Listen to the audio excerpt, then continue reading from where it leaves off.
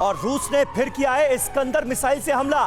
रूस का यूक्रेन पर इस्कंदर मिसाइल से अटैक।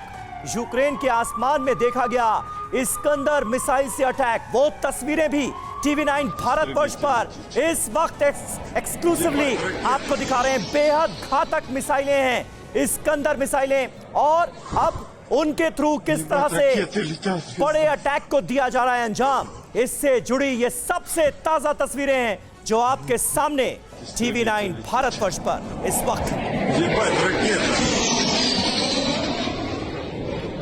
Истребитель летит. Ебать, ракета.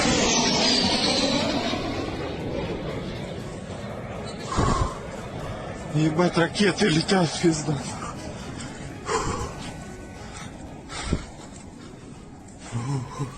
Истребитель летит. Ебать, ракета.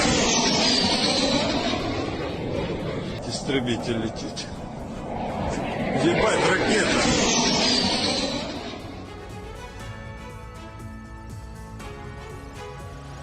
तो ये तस्वीरें लगातार हम आपको दिखा रहे हैं और मेहमानों से इल्तिजा है कि हम आगे की तरफ बढ़े, साथ ही आपको ग्राफिक के जरिए एक एक डिटेल भी दिखाएंगे। लेकिन आज रूस यूक्रेन युद्ध को लेकर किस तरह की अपडेट्स आ रही हैं, जेलेंस्की ने क्या कहा है, तस्वीरें सामने आ रही है रूस की तैयारियों को लेकर, यूक्रेन के काउंटर अटैक को लेकर, और मेहमानों का बड़ा पैनल हमारे साथ मौजूद है और चर्चा की शुरुआत करते हैं।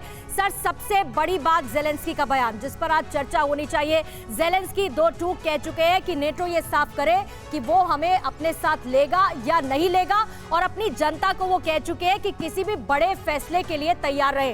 जेलेंस्की के इस बयान के क्या मायने निकाले जाए और नेटो को कितना समझ में आएगा जेलेंस्की की दो टूक बात? देखिए, अगर जेलेंस्की अभी तक नाटो को नहीं समझ पाए तो मैं उनकी ये पूरी कूटनीतिक और राजनीति की विफलता मानूंगा।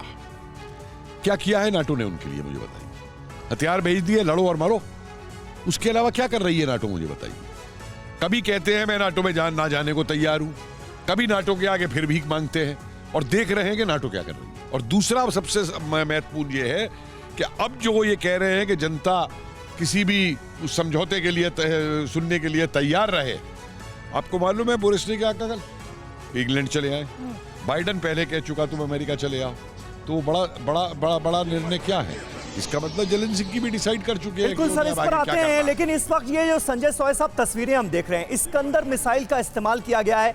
जबरदस्त अटैक यूक्रेन के तमाम शहरों में अभी भी हो रहा है, और हमने देखा कि किस तरह से ट्रेन के जरिए बड़े बड़े अत्याधुनिक हथियार, टैंक्स, गोला बारूद ले जाया जा रहा है यूक्रेन के तमाम शहरों की तरफ। तैयारी क्या नजर आती है इससे?